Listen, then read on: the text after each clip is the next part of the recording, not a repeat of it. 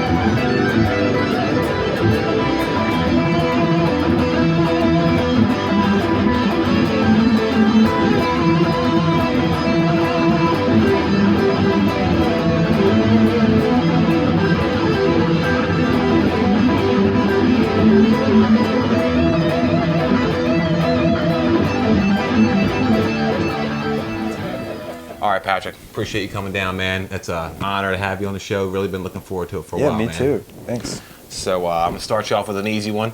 How old were you when you started playing, and what lit the spark? I was around 10 or 11 years old. I saw one of my friends when I was in middle school playing a guitar. He actually had a guitar kind of like my one right there. It was a solid blue Strat. And he was like playing Green Day and Black Sabbath stuff on overdrive. And, you know, I never seen someone actually like play, you know, some of my favorite songs on guitar before. So, you know, I saw him playing, you know, I was like, I look at this guy my age, you know, doing all this Black Sabbath, Green Day, and like, you know, Van Halen on his guitar. I was like, you know, I want to do that, you know. So that's when I was just like, you know, I have to get a guitar and start playing. Nice, man. Awesome, man. So were you, after you picked it up, were you self-taught or did you take any lessons? Yeah, I took lessons for a few years. There was a guy in Newark who was really good called Steven Tassat, and he was this really laid-back guy, and he really knew his stuff. He was a multi-instrumentalist. He played drums, bass, keyboard. He was really good. I took lessons with him for a year or so, and then I took lessons with Jordan Damaris. Like, awesome. Yeah, you did. You know, badass player, man. Yeah, and he really inspired me as well. And of course, I took lessons with Chris for about a year. Chris Gordon. Okay. And of course, you know, he's a beast. And absolutely, man. That guy is such a monster, man. And I learned a lot from him, especially, you know, with the technical, you know, shred style of guitar, if you want to call it that. But he really brought my playing to another notch. So of course I have to thank him. But yeah. So. Do you remember the first song you learned? The first song I learned by myself, or did I just the first one you ever learned on guitar? Probably "Paranoid" by Black Sabbath. That's probably awesome. The one that I remember. It's a classic. Yeah. That's a good one. So who were your guitar heroes growing up? Probably when I first started playing, it was a lot of Ozzy and Black Sabbath. You know, like Tony Iommi, Randy Rhoads, and then I started getting into like you know, Van Halen, and then I got into like Metallica and Megadeth and, you know, metal, and I started getting into metal a lot, and the heavier stuff. So, you know, that's where I was then, and then as I got older and more experienced, then I started listening to jazz and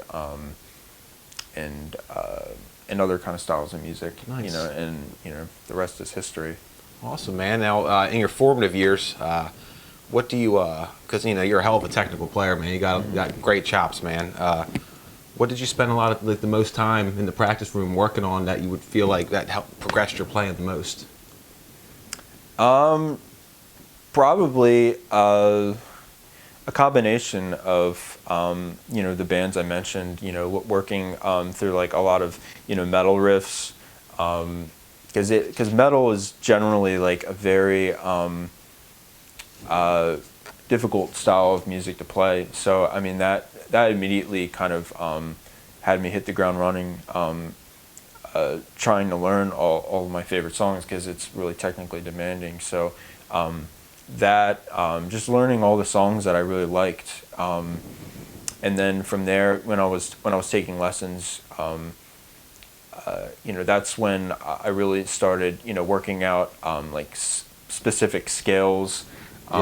Like the most common ones, like the minor pentatonic, the pentatonic scales, and the major and minor scales, and then working on different picking patterns. And then in my late teens, I did some like brief jazz gigs, and I played with the UD jazz band, and I learned a lot from that, playing in that style of music. My chord knowledge got a lot better, and it just generally got a lot more well-rounded. Jazz, you really have to honor the backing track. I mean, most of a lot of passing chords and not to mention in on that. And everyone in classical and jazz areas are very focused, and they're very, very serious. And if you're off by a little bit, they're not going to stop for you, and they're not going to say, oh, he's falling off tempo, or he's not playing the right chords. They're just going to keep going. Yeah. So, it forced me to like listen to a lot of different types of jazz and classical music, but I'm really heavily influenced by jazz as well. I really like Frank Gambale, Pat Martino, Joe Pass, all those guys. And then it got me into listening to fusion guys like Greg Howe and Larry Carlton, and it just opened up like a whole new spectrum world of stuff. And it's helped me even when doing stuff with Toretta Storm and Hollow Pledge. A lot of those styles of music are based off of jazzy chords and soulful style of playing. Right. So. Right. So you did venture later on. You ventured into some cover band territory. Mm-hmm. What was your favorite cover to play? My favorite covers. Yeah. I'm just gonna say Van Halen. I mean, you can't go wrong with that, man. Which one? We all know, you had to take the eruption spot. Every guitar player is guilty of that. If you want to consider that like technically a song. Right. But as far as a Van Halen song, what's your favorite? What's your go-to? Probably. I would have to say Panama. That's a great one.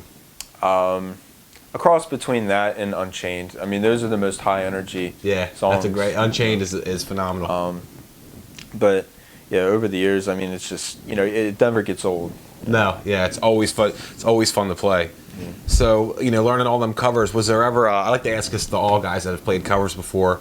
Was there any song that ended up giving you more trouble to learn than first anticipated? You kind of underestimated, like this will be a cakewalk, and then it was like, any songs that kind of stick out in your memory?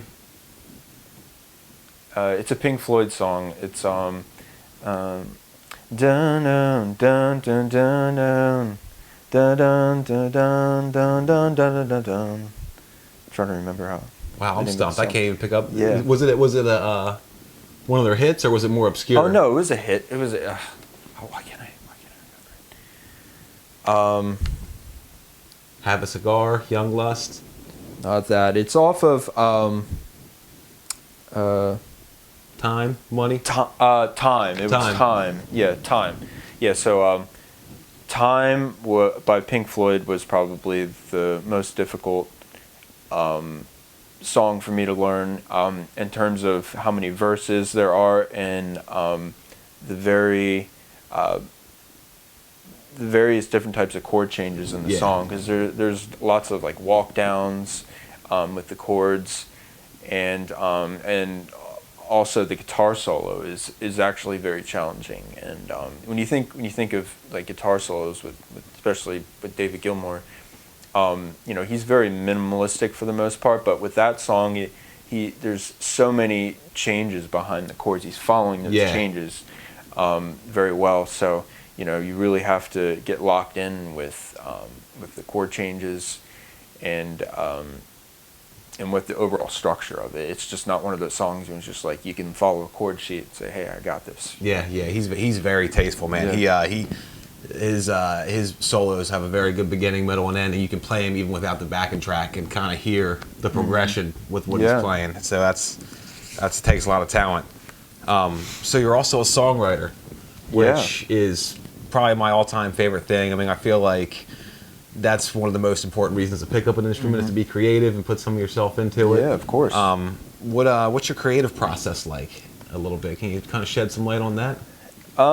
My creative process. So, I mean, it's probably similar to how most guitarists write their stuff. You're sitting in your room and all of a sudden, when you're jamming out one of your favorite songs, or if you're just sitting and you're noodling around, I mean, just you get like a chord or a catchy riff going, especially if you're using one of those loopers and you got like a beat going, and then you throw down a melody or a little lead, and suddenly you find yourself that you got this thing that's really exciting to play, and like you want to do something with it.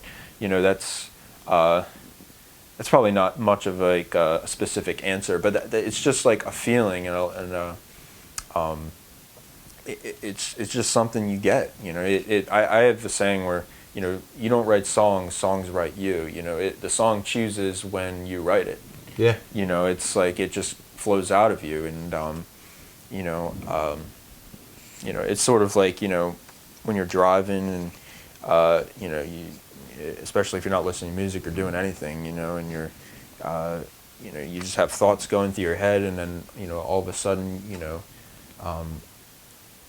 you might come up with an idea. It's like, hey, this is cool, and it just kind of flows out of me. But usually my process is, if I come up with a really good riff, I'll go into my GarageBand. I record on GarageBand or wherever, or even my phone. Like I'll take out my phone and I'll record it, and then I'll listen to it more, and then I'll come up with another riff, and then I'll record that again, and then I'll kind of compile them together, and record like a very rough progression or draft of it, and then I'll send it to like whoever's singing on it, or if I'm singing on it, I'll overdub like kind of like a basic vocal melody in some like maybe like a few lines to get it started, right? And then sometimes I'll just go ahead and I'll just write all the lyrics out, and in a matter of 20 minutes, and then other times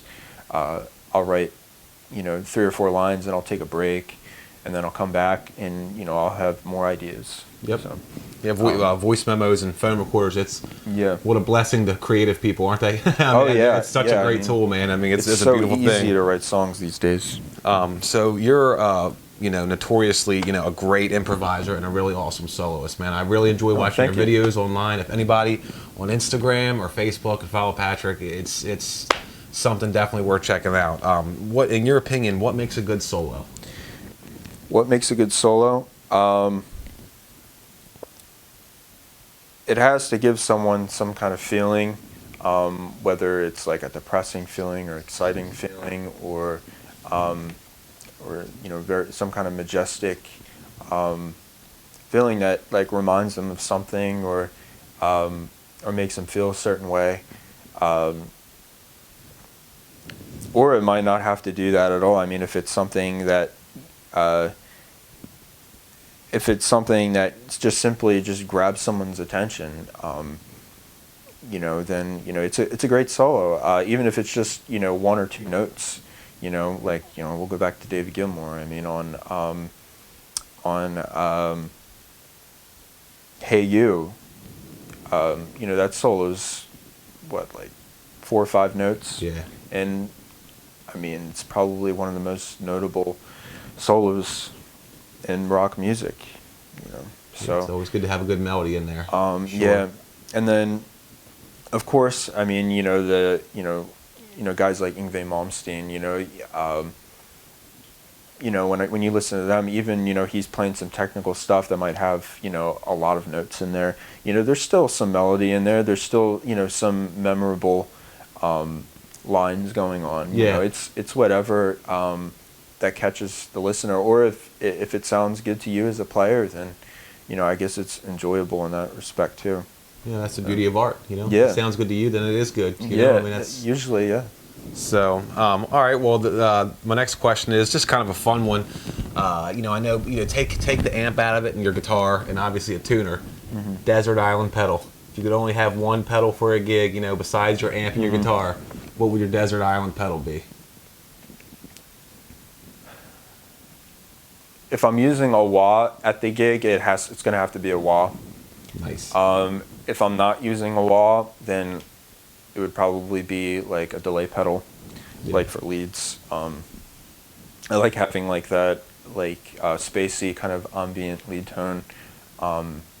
I always like to have a little bit of delay and a little bit of like reverb on my in my tones. So that's a good answer. No, I just recently got into using delay, and it is a lot of fun, man. It really, yeah, especially when you bend the note and you want to keep bending it, and you want to have, you know, a little bit of attitude against it. You know, it definitely helps with.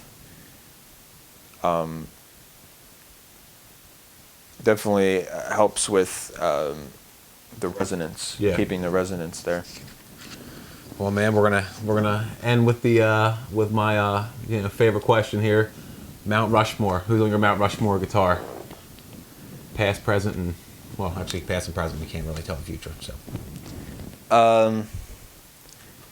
I would have to say Eddie Van Halen, and these aren't going to come to a surprise. Eddie Van Halen, Eric Johnson, Greg Howe, David Gilmour, Yngwie Malmsteen, Steve Vai. now, if you had to pick four, though, if you had to pick four, who's getting cut? I know it's tough because I have so many favorites. So I always feel like I'm dissing some of my heroes. Yeah. If I really had to cut it down, it would probably be Eric Johnson, Eddie Van Halen, Greg Howe, and David Gilmour. I mean, that's a great list, man. Greg Howe, that's a first for Greg Howe to make the list. That's awesome. Oh, really? That's awesome. I believe it is. I have to check back, but I think that's a first for Greg and Eric Johnson too. I think, which I'm surprised no one's picked him because he is incredible, man. Yeah, and he's just overall just well-rounded artist. Tone for days too. Oh yeah. I mean, even when I was like 15 or 16, I was, you know, when I was really into metal and I didn't really listen to blues that much, I didn't listen to jazz that much, but, you know, I listened to his playing, I was like, wow, that's different. It's like, what is that? Yeah, you know? Great phrasing, very unique, man. Patrick, I appreciate you coming on, man. Awesome. Thanks time, so man. much. Great jamming, dude. It's always a pleasure and an honor, brother. Yeah, I'm always learning something from you, man. Hey, right back at you, man. Yeah. It's always inspiring, so keep at it, and hopefully we'll see you around again. Yeah, we'll have to jam again, so.